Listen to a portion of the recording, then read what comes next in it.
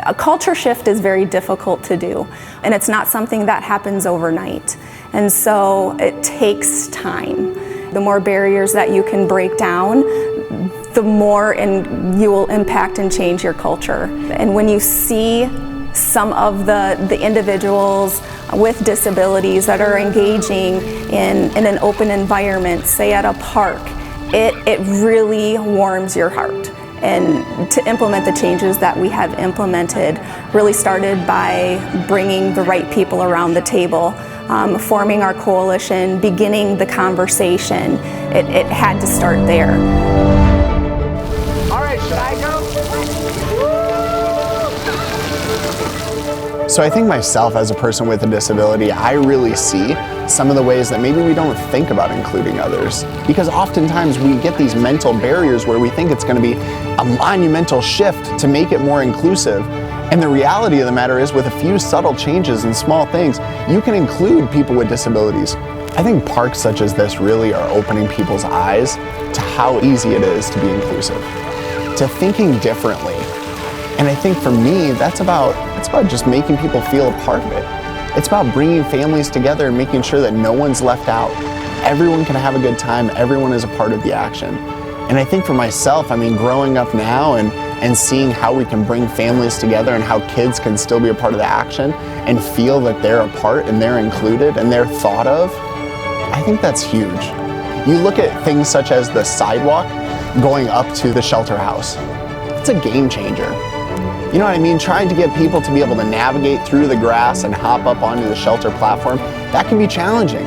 And I think when you look at the sidewalks and simple connection points there that a community can do, it really opens the doors for people to be able to utilize these parks like they never could before. So I think that's the opportunity that you have with parks like this.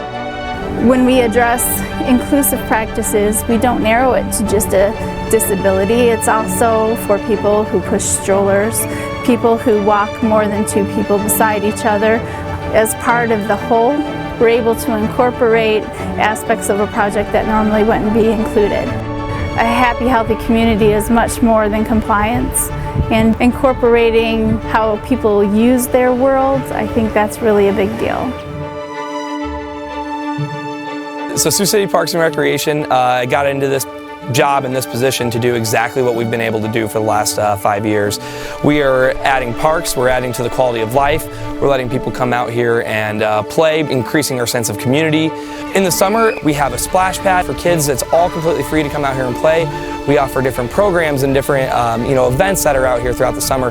And then the winter comes and it all kind of flips and everything we do goes a little bit different. And we have people coming out here and tubing in the winter and coming down the hill and single and double tubes, and we have ice skating out here on the what was formerly the splash pad, and it really starts working to have these spaces work in the summer and then primarily in the winter. To make it more inclusive in the way we've been able to involve people. We have these double tubes now that have been fantastic for people of different abilities to get out here and go down the hill, and everyone gets to experience that. We have the conveyor belt over here that whisks you away to the top without, with just being able to stand or sit on it. Parks work when you have people of all abilities playing together seamlessly, and that's one of our goals. Dewey's been coming to Cone Park. He really likes it, and we have never gotten to do anything like this before. So this is a huge recreational activity that gets him out of his bedroom and off of his iPad. So I want to see him be a regular kid, just like all the other kids. I want him to be as normal as possible. It is unbelievable how much he gets to do and be included and be a part of the community. Of all the projects that I've worked on, this is my absolute favorite. I do my work as a public health professional completely different than what I did before. I mean, you know how passionate I've been about this. Because it just impacts so many people. And you may not see it every day. Because when it's barrier-free, you won't see those barriers and you won't see the struggles. And that's really what it's all about.